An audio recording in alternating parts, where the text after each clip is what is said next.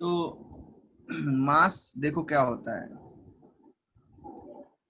मास अगर क्या पूछा जाए तो पहले से पढ़ा है, mass of a substance is the amount of matter present in it। किसी भी सब्सटेंस के अंदर जितना मैटर का अमाउंट होता है, इसके अंदर जितना भी मैटर होगा, इसको हम क्या बोलेंगे, इसका मास। Okay got it. ये तो मास होता है, लेकिन वेट में थोड़ा सा फर्क आ जाता है। वेट जो होता है वो क्या होता है, it is the force exerted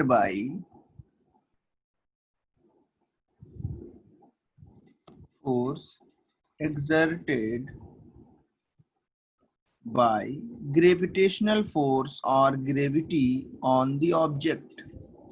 इसको बोलते हैं वेट। तो वेट और मास में फर्क है, बट केमिस्ट्री के अंदर हम लोग वेट को हर जगह पे जो है मास ही ले लेते हैं। कई बार वेट लिखा होता है तो हम उसको मास ही मानते हैं।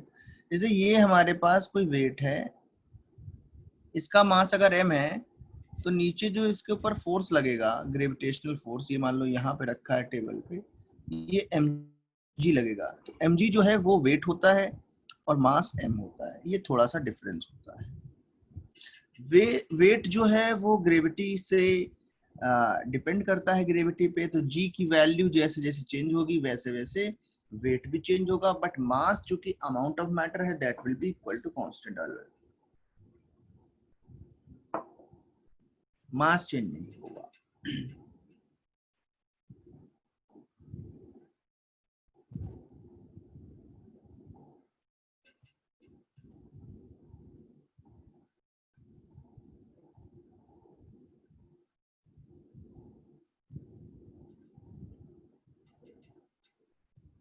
ठीक है। नहीं, मास कोई डिफाइन नहीं है, लेकिन ऐसे मास बोल सकते हैं कि अमाउंट ऑफ मैटर जो होता है वही उसकी डेफिनेशन है। तुम्हारे पास अगर पेन है तो उसमें कितना मैटर है, दैट इज कॉल्ड मास। किसी के इतना तो पढ़ चुके हो, मोल कॉन्सेप्ट पूरा पढ़ लिया, फिर भी तुम नहीं समझ पा रहे हो, दैट इज रिलेटिव थिंग, है ना, कि हम कितना किसका मास बताते हैं। बट एक्चुअल में तो कुछ मास है, किसी के रिस्पेक्ट में तो बताना होगा। कोई उसको 1 किलो बोलता है, कुछ उसको सम पाउंड्स में बोलता है ना, ऐसे करके लोग अलग अलग बोलते हैं।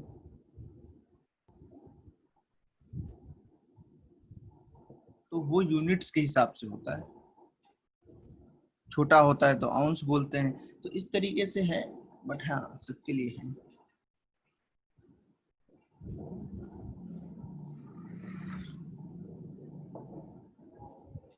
Yes Ayush, correct. Mass is constant but weight can very.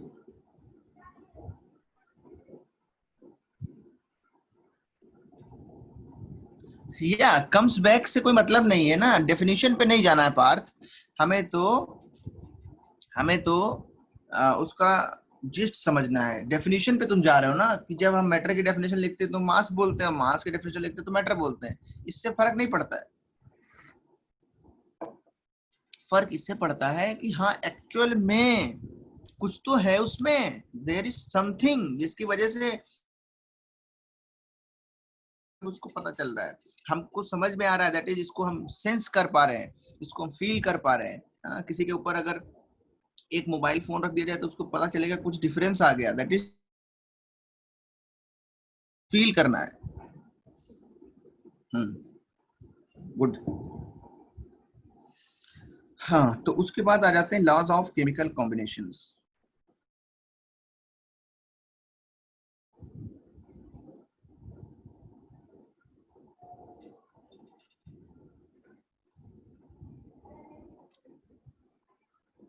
Yes Manish.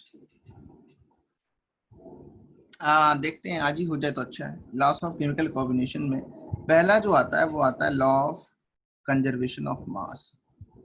तो क्योंकि देखो मोल वगैरह, प्रोटॉन्स निकालना, मोलर मास निकालना, ये सब तुमने जेई में पढ़ा हुआ है। वो तो अगर आए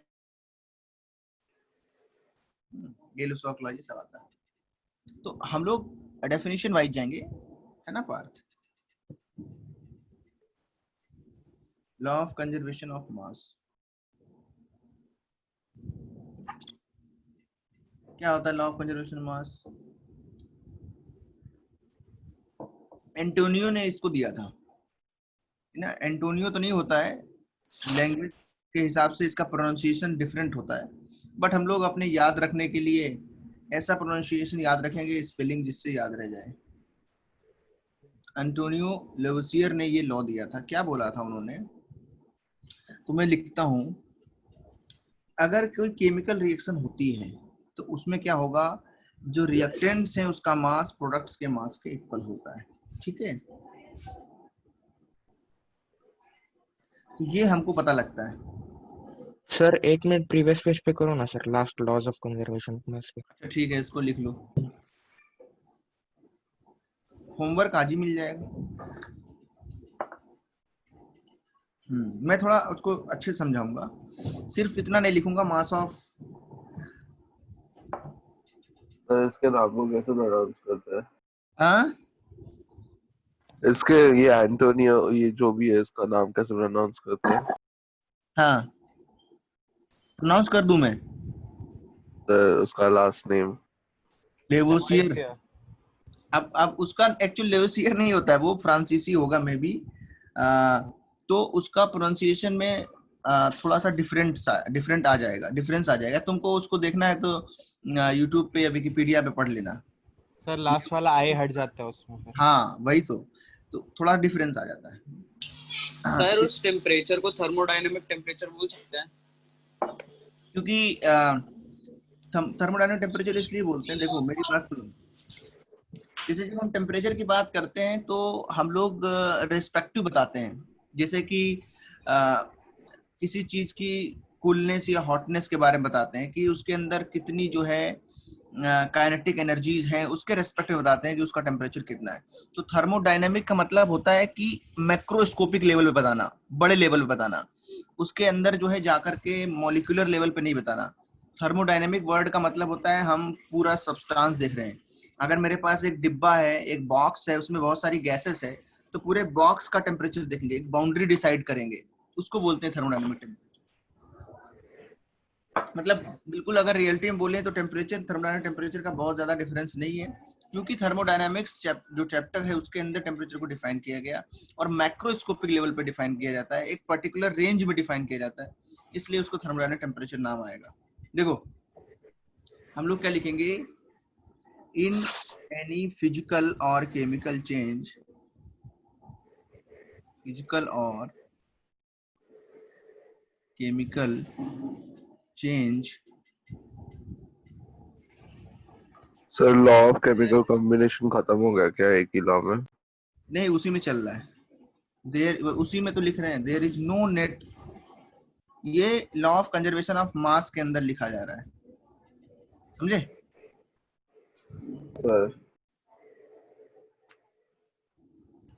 सर लेकिन लॉ न्यूक्लियर ऑफ चेंज तो कंजर्वेशन, होगा ही ना। यस यस, उस समय की बात है, बहुत पुरानी बात है ये। आज तो हमको पता है हम चेंज कर सकते हैं। There is no net change. तो लेकिन हमारे जो केमिकल रिएक्शंस हैं, अभी न्यूक्लियर वाली पढ़नी नहीं है हमको, तो ऐसी रिएक्शंस पढ़नी है जिसमें न्यूक्लियर रिएक्शन नहीं होती, तो अलग से एक लाइन लिख देंगे कि न्यूक्लियर रेडियो रिएक्शन। एक्टिविटी है क्या हमें जेई या हाँ इसमें कभी भी? है, लेकिन वो चैप्टर अलग है, तो हर जगह तो वो चैप्टर है नहीं, तो हर जगह के लिए ये डेफिनेशन लिखनी सही है ना, क्योंकि हम हर जगह अप्लाई हाँ करेंगे। सर, केमिकल के लिए तो सही है। यस, इसीलिए तो इन एनी फिजिकल और chemical change there is no net change in mass during the process. ये एक तरीका हो गया लिखने का, किसी भी फिजिकल या केमिकल चेंज में हम ऐसा बोल सकते हैं।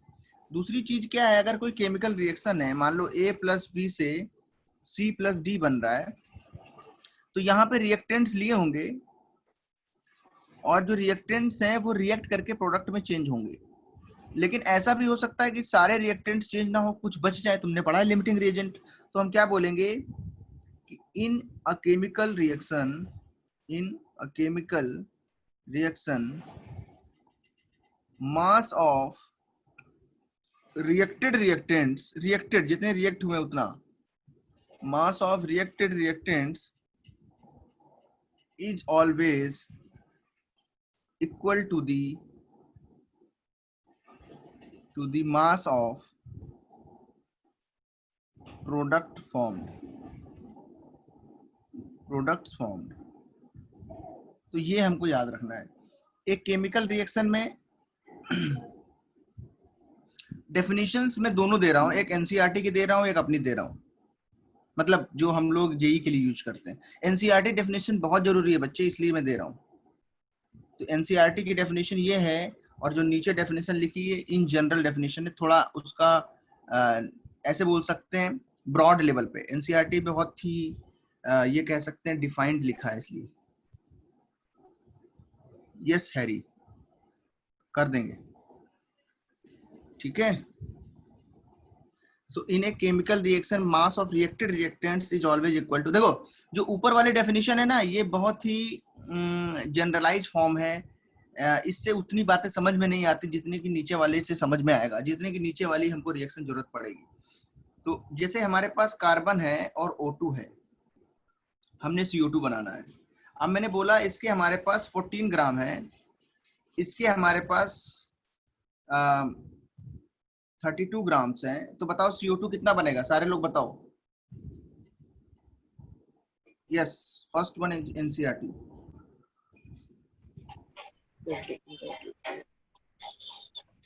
बोलो 46 ग्राम।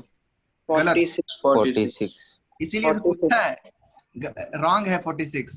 एक ने आंसर 44 दिया है, 44 सर, 44 आएगा। इसीलिए देखो अगर ऊपर वाला लगाओगे, ऑक्सीजन लिमिटिंग है। हाँ तो ये सब देखना पड़ता है ना। रिएक्टेड रिएक्टेंट्स देखेंगे, कितना कार्बन रिएक्ट करेगा, सिर्फ 12 ग्राम, 2 ग्राम बच जाएगा ना, और ये कितना रिएक्ट करेगा 32 ग्राम, तो ये कितना बनेगा 44 ग्राम।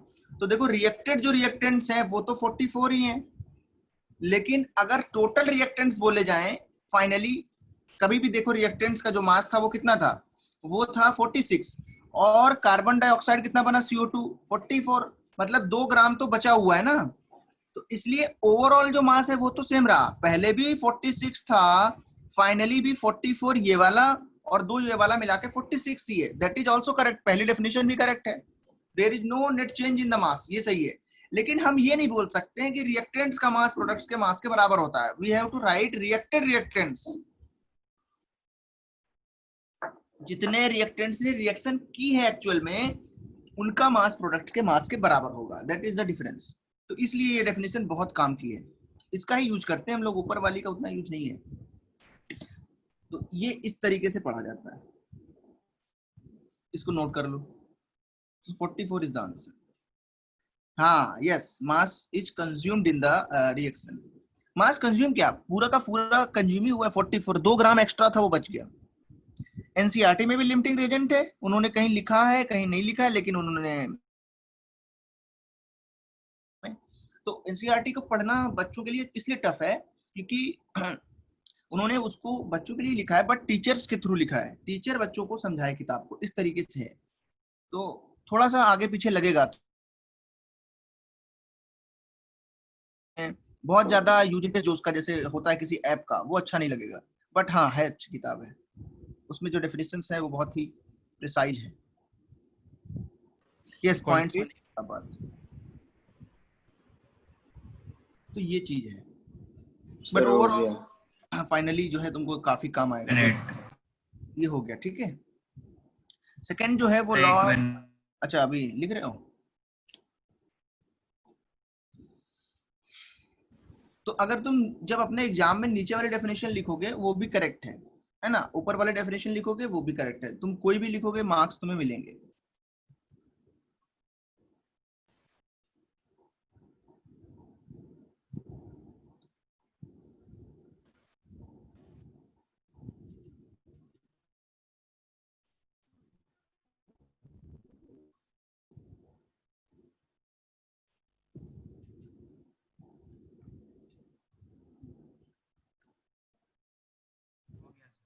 हो गया? Yes sir. देखो सेकंड जो लॉ है वो है law of definite proportion.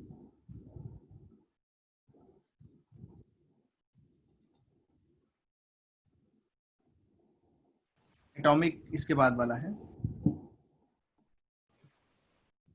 Law of definite. देखो ये तो तुमने ये सब लॉज तो एक्चुअली पढ़े हुए हैं, तो मेरे पास दो तरीके हैं, या तो मैं जो एक्चुअल जेई वाला तरीका है, देखो जेई वाला तरीका क्या होता है, बहुत ही जो उसमें समझाया जाता है वो बाय द वे बहुत बार साइंटिफिक एकदम लैंग्वेज नहीं होती, लेकिन हाँ जब तुम इंजीनियरिंग करोगे या कुछ आगे पढ़ोगे तो वही तुमको लैंग्वेज लिखी मिलेगी, जिसमें कि कंप्लीट चीज को बहुत ही इजी वर्ड्स में समझाया जाता है। बहुत ज्यादा कॉम्प्लेक्स लैंग्वेज जरूरत नहीं पड़ती वहां पे, जो कि मतलब जो साइंटिस्ट ने बोला हम वही लिखें, ऐसी जरूरी बात नहीं है। हम लोग को उसका जिस्ट लिखना है समरी टाइप से, तो वो चीज होती है। तो law of definite proportion simple होता है बहुत। इसमें क्या बोलते हैं, इसे प्राउस्ट ने दिया था। प्राउस्ट एक साइंटिस्ट का नाम है, प्राउस्ट। इन्होंने ये लॉ दिया था। इन्होंने क्या बोला था कि अगर कोई कंपाउंड है उसको हम कैसे भी ऑब्टेन करें, जैसे पानी है H2O, टैप वाटर से लाएं, हम उसको सी वाटर से लाएं, हम उसको सिंथेटिकली बनाएं, उसके अंदर जो मास रेशियो होगा हाइड्रोजन ऑक्सीजन का वो कांस्टेंट रहेगा। सो हमेशा एक फिक्स्ड मास रेशियो में होता है, ठीक है। That is called law of definite proportion. क्या लिखेंगे, ए केमिकल कंपाउंड, नाम क्या बोला आपने, इसका नाम है प्राउस्ट, PROUST, प्राउस्ट। सर उसका फुल नेम क्या है? फुल नेम तो यार मुझे इतना याद नहीं क्या है, लेकिन प्राउस्ट याद है मुझे, देख लेना बुक में लिखा होगा कहीं ना कहीं। प्राउस्ट ये भी क्यों? हाँ the full name is Joseph. कोई बात नहीं, प्राउस्ट याद रखो। देखो तो मैं क्या लिख रहा हूँ, a chemical compound has always a fixed ratio of mass of its constituent elements irrespective of the source of compound। हमने उस कंपाउंड को कैसे ऑब्टेन किया है उस पे डिपेंड ना करता है। हमें H2O चाहे टैप वाटर का मिले, उसमें हाइड्रोजन ऑक्सीजन का जो मास रेशियो होगा वो 2:16 होगा। हम इसको चाहे टैप वाटर से लें चाहे इसको सी वाटर से लें, जो H2O है चूंकि उसका फॉर्मूला जो है वो सेम है, तो हाइड्रोजन ऑक्सीजन का रेशियो 2:16 ही रहेगा। दैट इज सिंपल सा फॉर्मूला है, इसमें कोई बड़ी बात नहीं। जोसेफ प्राउस्ट, ओके ठीक है, हाँ अच्छी बात है, जोसेफ प्राउस्ट अच्छी बात है। सर वो आपने टैप के नीचे क्या लिखा है? इसके नीचे टैप के नीचे SEAC, मतलब ओशन का पानी, जो सी का पानी होता है उस तरीके से। या फिर हम लोग इसको सिंथेटिक भी बनाए, अगर लेबोरेटरी में बनाया है, सिंथेटिकली बनाया अगर पानी, उसमें भी हाइड्रोजन ऑक्सीजन का रेशियो क्या रहेगा,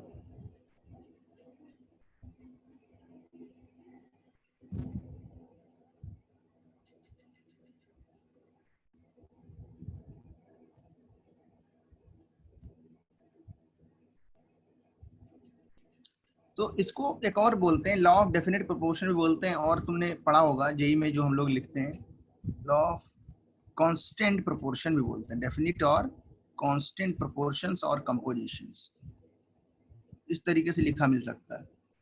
कांस्टेंट रहते हैं ना कंपोजिशन, हाइड्रोजन ऑक्सीजन हमेशा सेम रहेगा।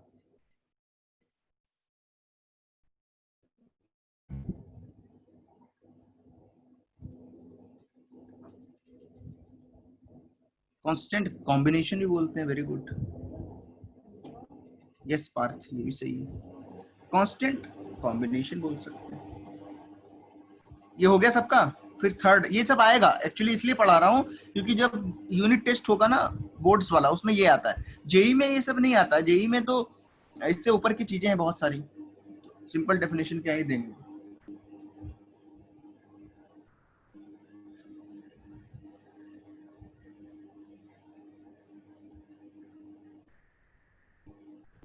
हो गया, जल्दी से बताओ। यस देवांश, सीवेज वाटर का भी ऐसी बात नहीं है देवांश, नहीं सुनो मेरी बात। ये नहीं बोल रहा है कि सीवेज वाटर हो या सी वाटर हो, उसमें जो वाटर होगा वो नहीं, वो तो वाटर इम्प्योर हो जाएगा उसमें से। यस, एनसीईआरटी से डेफिनेशंस लर्न करनी है, तुम नोट्स भी जाओगे, नोट्स से लिखोगे, फुल मार्क्स मिलेंगे, कोई गलत बात नहीं है। यूनिट टेस्ट कई बार स्कूल में सर चेक ये ऑलवेज करेक्ट नहीं होगा ना, लेकिन फिर भी एक्सेप्शंस तो फिर भी रहेंगी इसमें। बहुत एक्सेप्शंस हैं ही, सही बात है। हाइड्रोजन, प्रोटियम, ड्यूटियम, ट्रिटियम का वाटर। वाटर, सही बात है। देखो पहली बात तो ये है कि ये जो लॉज आए थे ये 1800 के पहले आए हैं, बहुत पुराने लॉज हैं, 1800 के भी पहले। यूनिट टेस्ट कौन चेक करता है? कई बार जील के टीचर्स चेक करते हैं, जील वाले, या फिर कई बार वहां के टीचर्स भी चेक करते हैं।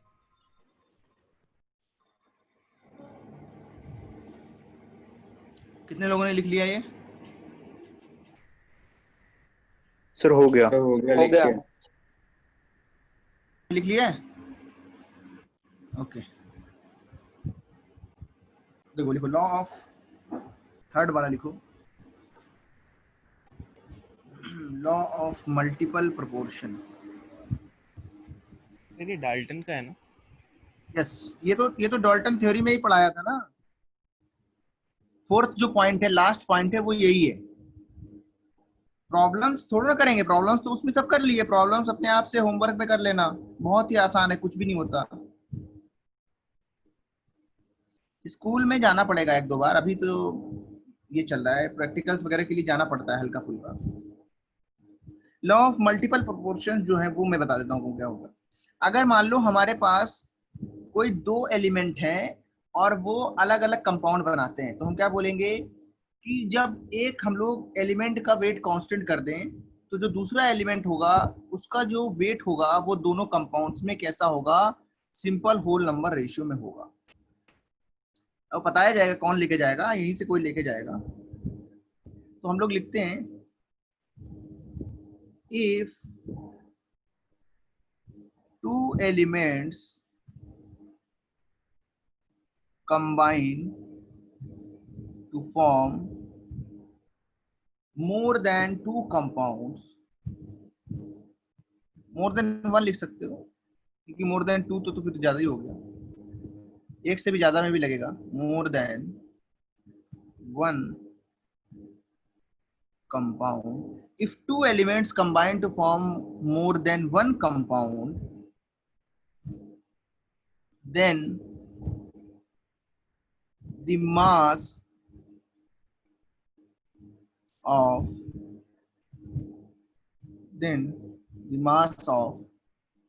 या ऐसे इसको बदल सकते हैं,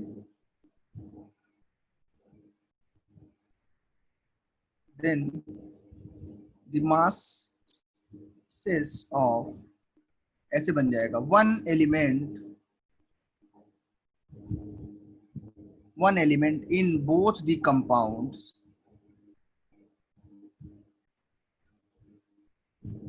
combined with masses of other element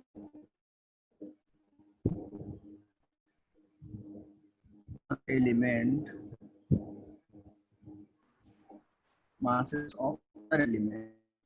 sir आपका बहुत लैग हो रहा है। लैग हो रहा है क्या? जी विच सर। आर, ठीक है वो सही हो जाएगा, which are in a simple whole number ratio.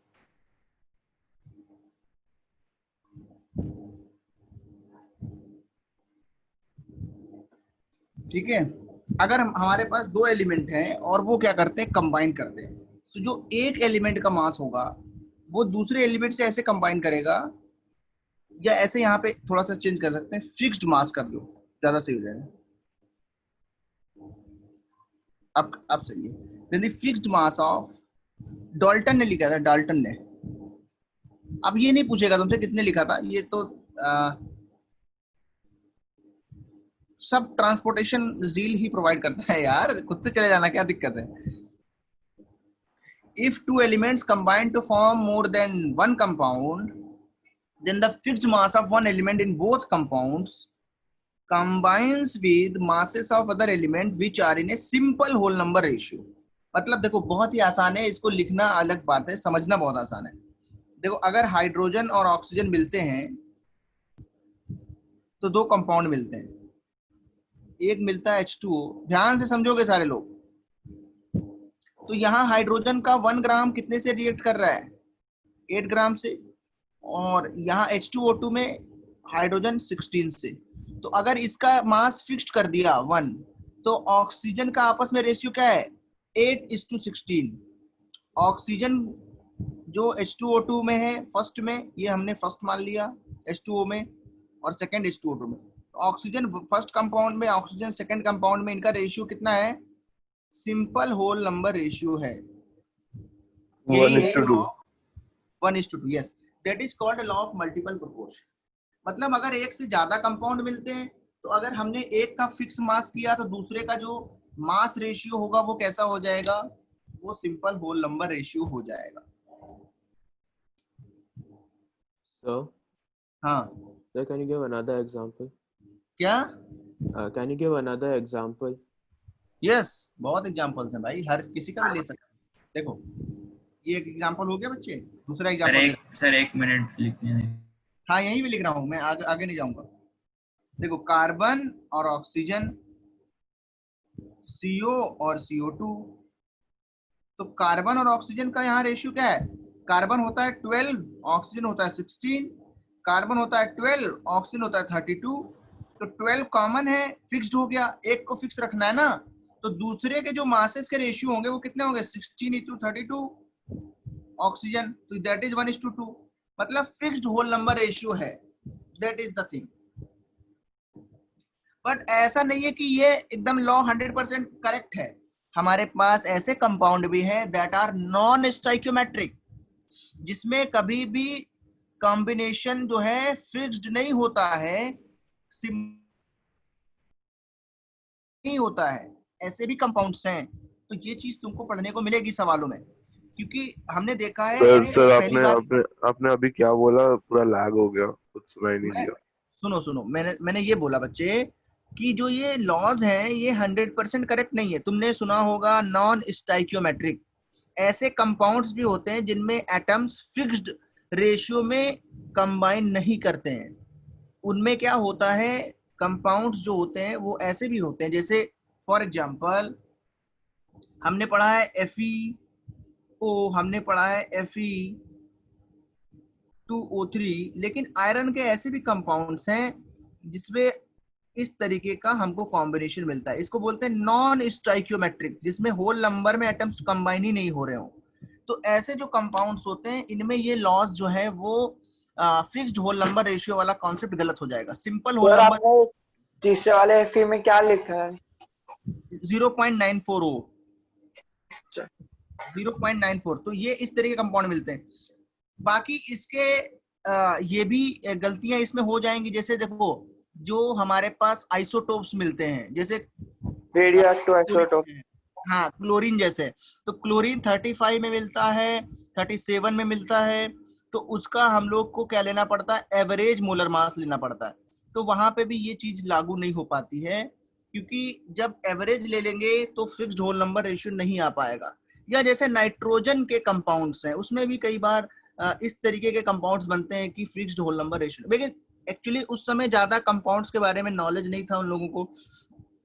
उस समय जो उन्होंने दिए थे लॉ ऑफ मल्टीपल प्रोपोर्शंस, वो कुछ चुनिंदा ही उनके पास जो है कंपाउंड्स हुआ करते थे, उनमें देख के उन्होंने बोला था ऐसा। पर चूंकि बाद में बहुत सारे डेवलपमेंट्स हुए तो ये चीज पता चली कि इसमें गलतियां हैं।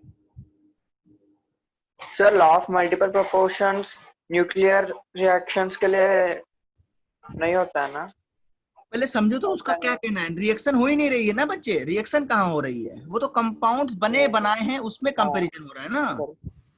गलती से आ गया। हाँ okay very good. Non stoichiometric compounds Utkarsh कैसे फॉर्म होते हैं, देखो नॉन स्टाइकोमेट्रिक कंपाउंड्स में रिएक्शन ऐसे नहीं होती कि Fe और O बना और Fe2O3 बन गया, ऐसे रिएक्शन नहीं होती है। तो यहाँ पे तो तुम ऐसे कर लेते है ना, ये देखो Fe2O3 बन गया।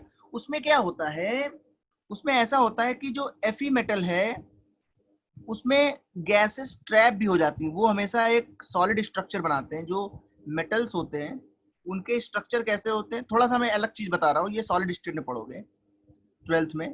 तो इनके अंदर वायर्स होते हैं, इनके अंदर क्या होते हैं, वायर्स। जैसे यहाँ एटम लगे होंगे तो एटम ये आपस में एक दूसरे को टच करते हैं, ये अरेंज्ड होते हैं क्रिस्टल लैटिस में।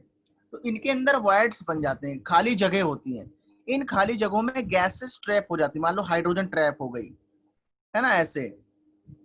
मान लो ये हमारे पास क्या था, ये हमारे पास पेलेडियम था और यहाँ हाइड्रोजन ट्रैप हो गई, तो अजीब तरीके का कंपाउंड बनेगा। मतलब 100 अगर मॉलिक्यूल पेलेडियम के हैं तो उसके अंदर हाइड्रोजन के 90 मॉलिक्यूल चले जाएंगे, एटम्स चले जाएंगे, सॉरी एटम्स। सो PD100 और H90 कंपाउंड बनेगा। सो अगर इसके अंदर हम लोग करें तो क्या आएगा, PD0.9। तो ये कंपाउंड ऐसे फॉर्म होते हैं। समझ में आ गया जिसने पूछा था, उत्कर्ष ने? मतलब डायरेक्ट केमिकल रिएक्शन नहीं होती है, हाइड्रोजन उसमें ट्रैप हो जाती है। या कई बार ऐसा होता है कि जैसे Fe है, उसने रिएक्शन करके बनाया FeO और दूसरे Fe ने रिएक्शन करके बनाया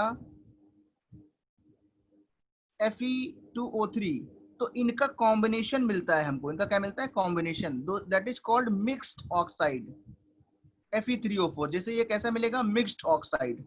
तो अगर इसमें कई बार ये प्रॉपर रेशियो में ना मिले हमको, तो भी ऐसा कंपाउंड मिल सकता है जिसमें इस तरीके का हमको दिखाई दे। तो ये सब मोल कॉन्सेप्ट के अंदर आ जाएगा। यस, वाटर ऑफ क्रिस्टलाइजेशन में हम देखो प्रणव, वाटर ऑफ क्रिस्टलाइजेशन जो होता है वो कई टाइप का होता है। ट्रैपिंग वाला भी होता है, हाइड्रोजन बॉन्डिंग वाला भी होता है, कॉम्प्लेक्स कंपाउंड वाला भी होता है। 3 टाइप के होते हैं वाटर ऑफ क्रिस्टलाइजेशन। हाँ, तुमने कुछ पूछा है किसी ने? जिसने नोट करना है नोट कर सकता है। नॉन स्टोइकियोमेट्रिक वाला यहाँ से स्टार्ट है, थोड़ा एक Fe का एग्जांपल दिया था। Sir law of definite proportions isotopes के लिए होल्ड नहीं करता है ना? Law of definite proportion isotope के लिए इसलिए नहीं होल्ड करता क्योंकि हम सिर्फ एलिमेंट बोलते हैं, तो एलिमेंट हाइड्रोजन ड्यूटेरियम सब है, तो उसके लिए होल्ड नहीं करेगा क्योंकि मास बदल जाएगा ना। Yes sir. तो वो लॉज बहुत पुराने हैं, जब आइसोटोप्स वगैरह की ज्यादा जानकारी नहीं थी। एक्चुअली अलग अलग जगह पे लोग रिसर्च कर रहे थे, तो किसी को कुछ पता था, किसी को कुछ पता था।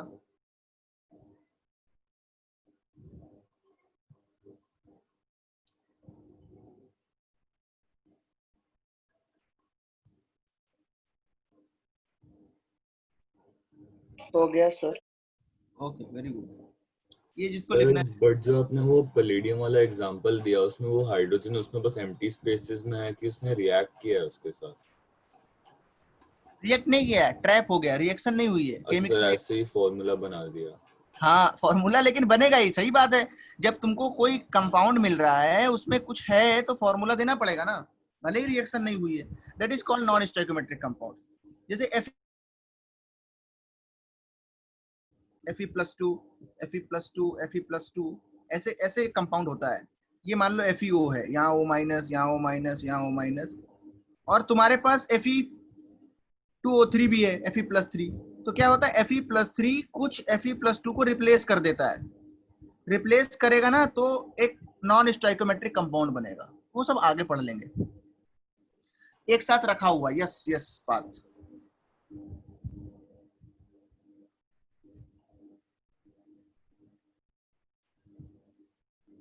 हाँ हार्दिक, ठीक है, बट वैसे क्वेश्चंस की तुमको प्रैक्टिस करनी पड़ेगी। मॉलिक्यूल नहीं, एटम्स है पार्थ, मॉलिक्यूल्स नहीं। मैं मॉलिक्यूल्स नहीं बोलना चाहता था, वो बाय चांस बोला होगा। एटम्स होंगे ना, फ्री फॉर्म में है, PDH। 100 PD में 90 H जुड़ गए।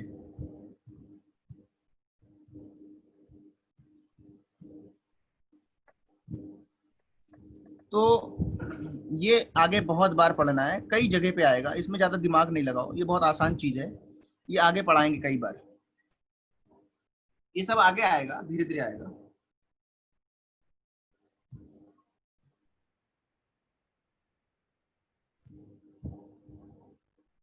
चलो आगे बढ़ाते हैं।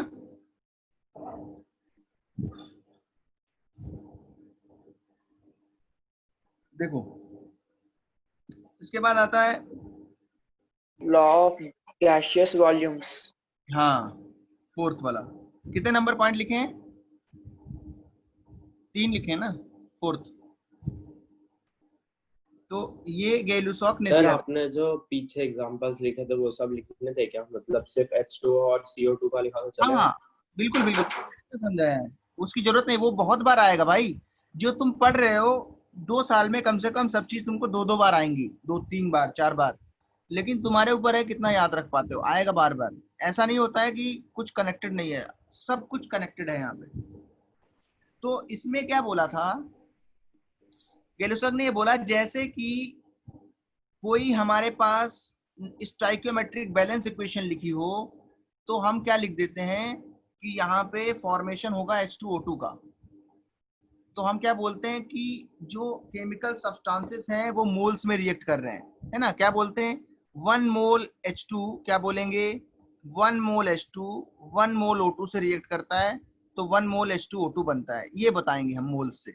जैसे दूसरे केमिकल सब्सटेंसेस हमारे इस तरीके से कंबाइन करते हैं मोल्स में, वैसे ही गैसेस जो होती है वो वॉल्यूम्स में कंबाइन करते हैं, है ना?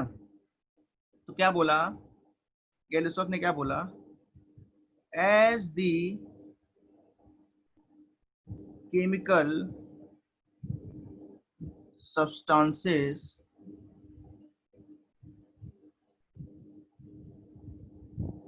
combines in simple mole ratios in a balanced chemical reaction, similarly gases also combine with each other in simple stoichiometric ratios। मतलब जो मोल है उसको वॉल्यूम्स में कन्वर्ट कर सकते हैं गैसेस के लिए, ये हमको याद रखना है।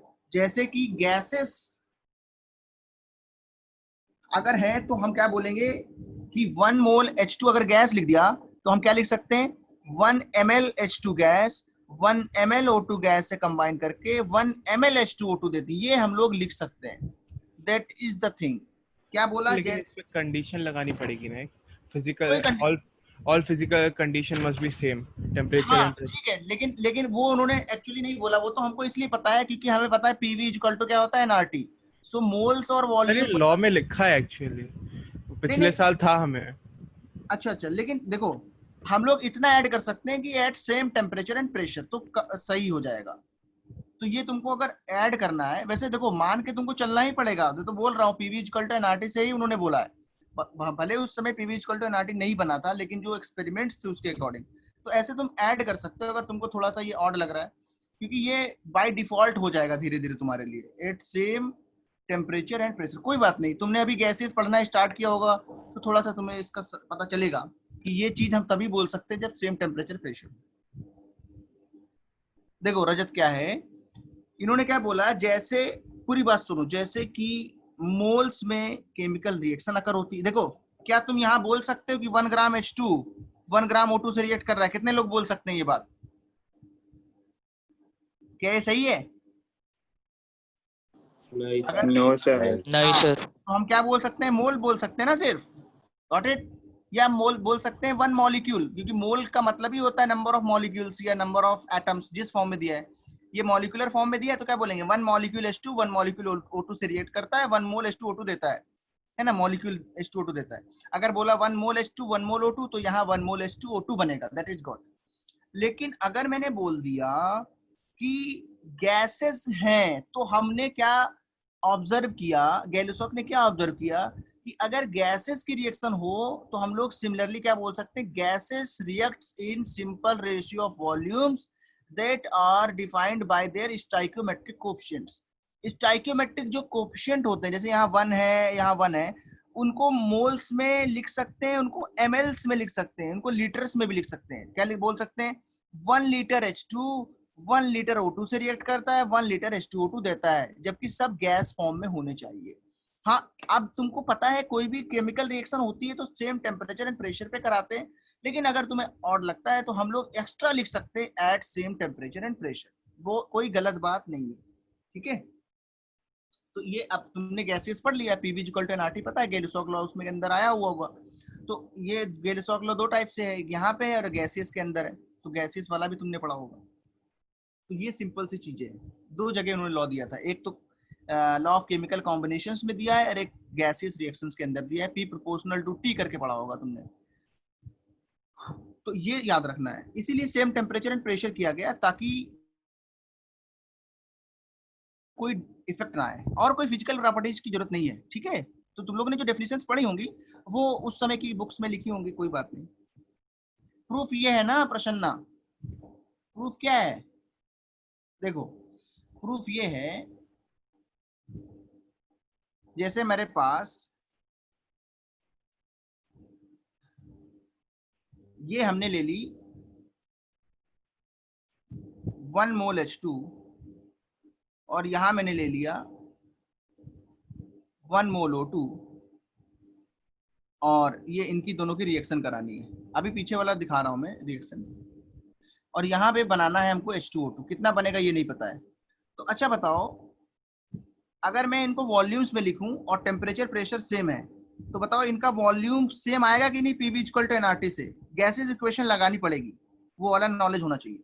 So if P and T same, so V should be equal to N into RT upon P। so RT upon P same है, N सेम है, तो वॉल्यूम भी क्या होंगे, 1 मोल का वॉल्यूम क्या आएगा, सेम आएगा। तो यहाँ पे हाँ, तो यहाँ पे वॉल्यूम्स में रिएक्शन होगी और यहाँ पे भी 1 मोल बन रहा है तो सेम वॉल्यूम इसका बनेगा, that is the thing. PV equal to nRT से हमें पता है V प्रोपोर्शनल टू N, तो जो मोल्स में रिएक्शन लिखी उसको वॉल्यूम्स में लिख सकते हैं। 1 मिनट लिख लेने दीजिए, यस बिल्कुल।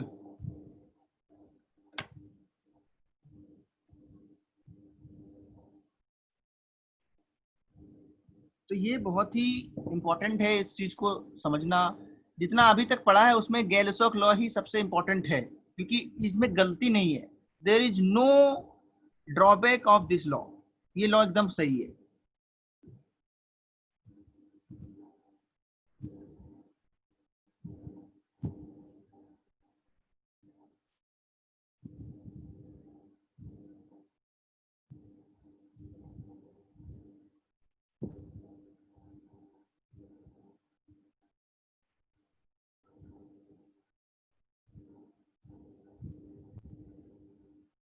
सर हो गया ना सर, एक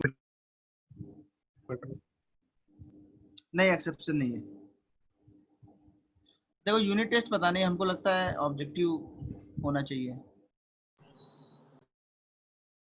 सर 1 मिनट पीछे करो सर, 1 मिनट। सर वो कल हिमन सर ने वो यूनिट टेस्ट का टाइम टेबल भेज के डिलीट कर दिया। हाँ वही तो, अभी कंफर्म ही नहीं है, अभी तो स्कूल वालों को हो गया सर, कैसे डरा दिया था हमें। हाँ वही तो, अभी नहीं होना चाहिए, अभी कुछ हो नहीं पाएगा। 1 मोल ऑफ गैस 22.4 होता है at STP, you have to add this Aryan, STP पे होता है बच्चे 22.4, समझे कि नहीं। और 22.7 NTP पे होता है ना सर, वो भी एक्चुअली बच्चे STP होता है, बट वो नहीं। 1 बार पे होता है। हाँ, NTP का मतलब होता है normal temperature and pressure, that is 25 degree centigrade. But books के अंदर NTP STP में कंफ्यूज है, जो राइटर्स हैं, ऑथर्स हैं, वो भी, तो उन्होंने बहुत जगह NTP यूज किया है, कोई गलत बात नहीं है। बट एक्चुअल जब जाओगे आज की लॉ से, आज के जो IUPAC नॉमेनक्लेचर हैं, IUPAC के जो रूल्स हैं, कन्वेंशंस हैं, NTP का मतलब होता है room temperature is 25 degree centigrade. So ऐसे याद रखना। 24 लीटर्स होता है ना। हाँ, उस पे 24.4 उस दिन कैलकुलेट किया था हम लोग ने, याद है। तो ये याद रखेंगे, ठीक है। अच्छा, उसके बाद का जो लॉ है वो मैं बता देता हूँ, थोड़ा सा टाइम है। लॉ एवोगाड्रोस लॉ, हाँ, कितने नंबर का लॉ आ जाएगा, 5। सर इसका पूरा नाम क्या है?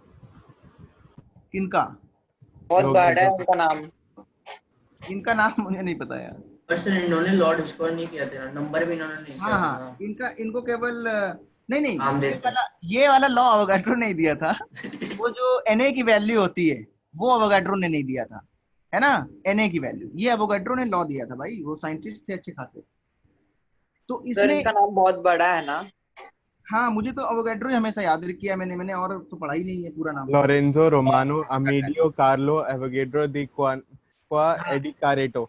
इस तरीके का नाम होगा। अरे सही बस बस बहुत बड़ा नाम है।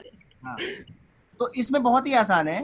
तो ये क्या है लॉ बोलता है, ये इसमें बहुत याद रखना आसान है। क्या लिखना है, equal volumes of all the gases, कैसी भी गैस हो, equal volumes of all the gases have लिख लो, हैव लिखा है, have equal number of molecules at same temperature and pressure. ये भी देखो बहुत ही आसान है, गैसेस स्टेट पढ़ लिया तो आसान लगेगा। At same temperature and pressure.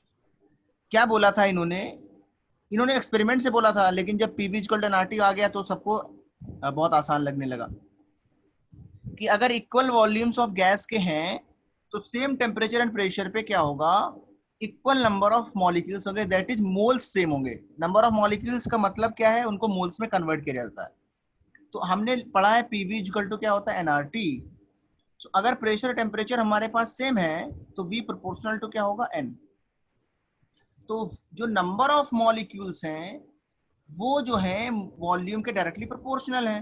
तो पीवी इक्वल टू एनआरटी में तो ये मतलब ही नहीं है कि गैस जो है ऑक्सीजन है या नाइट्रोजन है, ये क्या है। तो ऑल दी गैसेस इसीलिए लिखा है, सब गैसेस को आइडियल मानना है कि गैस कैसी आइडियल, तभी ये वैलिड होगा। तो गैस के अगर मोल्स 1 है, मान लो हमारे पास 1 मोल H2 है और हमारे पास 1 मोल O2 है, तो इसके अंदर भी कितने मॉलिक्यूल्स होंगे, NaH2 मॉलिक्यूल होंगे कि नहीं।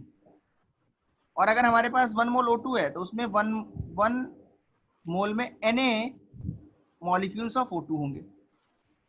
तो ये बात समझ में आनी चाहिए, नंबर्स जो होंगे वो सेम होंगे।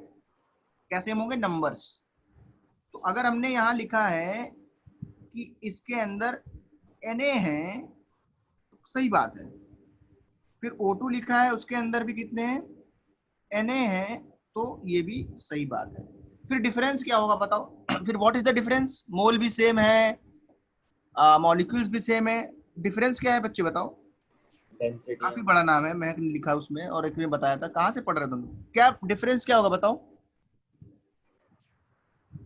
वॉल्यूम मास में या डेंसिटी, मास का डिफरेंस होगा, मॉलिक्यूलर मास का है, मास का, दैट इज सेम। तो मास डिफरेंस होगा। ये हल्के होते हैं H2, बहुत हल्के हल्के होते हैं, बहुत छोटे छोटे होते हैं। ऑक्सीजन इसके रिस्पेक्ट में काफी बड़े बड़े होते हैं, काफी ज्यादा बड़े होते हैं। तो डेंसिटी भी बढ़ जाएगी, पास पास होंगे, लेकिन वॉल्यूम क्या होगा, दोनों का 22.4 होगा अगर STP लिया तो, और कोई वॉल्यूम लिया, अगर कोई और लिया तो मान लो दोनों का VV है वॉल्यूम। लेकिन फिर डिफरेंस क्या होगा, मास का, क्योंकि ये हल्के होते हैं H2 के मॉलिक्यूल्स और ऑक्सीजन के मॉलिक्यूल्स काफी भारी होते हैं। तो इसीलिए डिफरेंस किसका होगा, मास का डिफरेंस होगा। ये चीज याद रखनी है। एक बार और एक्सप्लेन कर दूं। देखो हमें पता है कि अगर वॉल्यूम्स इक्वल होंगे तो गैस के नंबर ऑफ मॉलिक्यूल्स भी सेम होंगे। ये तो अवोगाड्रो ने बोल दिया। इसको एक्सप्लेन कैसे किया जाए, सो हमें याद रखना पड़ेगा कि पीवी इक्वल टू क्या होता है, एनआरटी होता है। तो वॉल्यूम जो है वो प्रोपोर्शनल टू होता है मोल्स के। तो अगर वॉल्यूम सेम है तो irrespective of the nature of gas, अगर गैस को आइडियल माना है तो सेम वॉल्यूम में नंबर ऑफ मोल्स क्या होंगे, सेम होंगे। सेम वॉल्यूम में नंबर ऑफ मोल्स भी क्या होंगे, सेम ही होंगे। अगर मेरे पास V लीटर है तो 1 मोल गैस का टोटल जो नंबर होगा वो कितना होगा, Na। 1 मोल दूसरी गैस मान लो O2 है, उसका भी कितना होगा, Na होंगे। प्रूफ तो है PV इक्वल टू एनआरटी, ये है proof. P same, T same तो V प्रोपोर्शनल टू N। अगर मोल सेम तो वॉल्यूम भी सेम है ना। अगर यहाँ पे Kn मान लो, V इक्वल टू Kn, तो अगर मोल सेम है तो V भी सेम होगा। इसमें ये तो लिखा ही नहीं कौन सी गैस है, कोई भी आइडियल गैस हो सबके लिए सेम है। मान लो हमारे पास ऐसे आ गया PV इक्वल टू एनआरटी, तो V जो है वो प्रोपोर्शनल टू किसके हो गया N। सो अगर दो अलग अलग गैसेस हैं, एक एक मोल ले लिया दोनों का, तो बताओ दोनों के लिए वॉल्यूम क्या होगा, सेम होगा। V मान लो x लीटर आया, इसके लिए भी कितना आएगा x लीटर? हाँ बोलो। लॉज ऑफ केमिकल कॉम्बिनेशन हट गया है सिलेबस सर।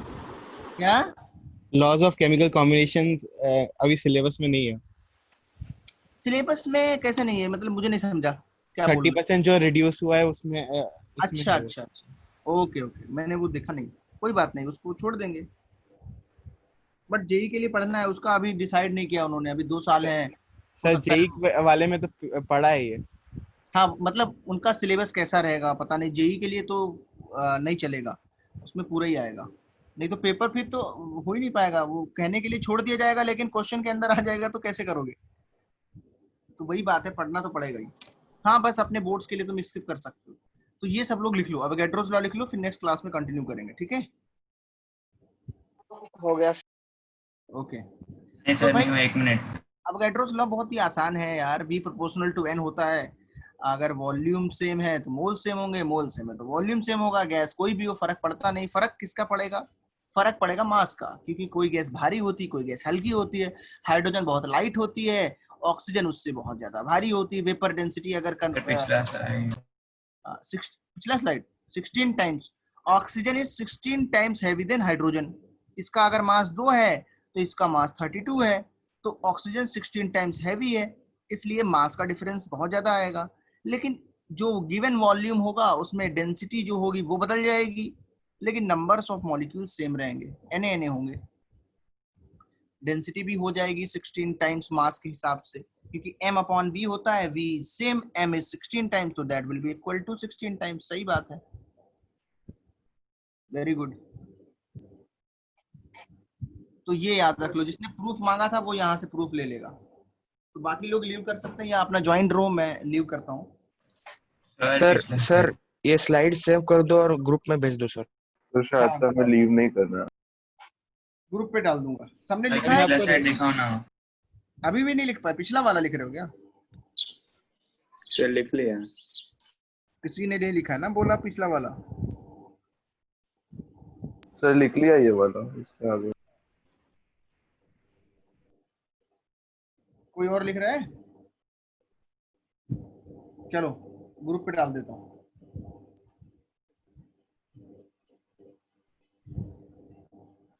अभी डाल दीजिए ना। यस, आज कितनी 22 तारीख है? 10/8। हाँ अभी डालता हूँ, रुको।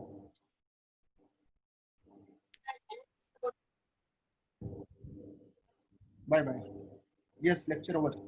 Bye sir. Bye sir. अगला लेक्चर। अगला लेक्चर है, कहाँ गई जो मैम जो जिनको मैं असाइन कर रहा हूँ? हाँ मैम, मैं लीव कर रहा हूँ, है ना? Yes, yes, sir. Students, you take 5 minutes break and start. We can't hear you. किसको?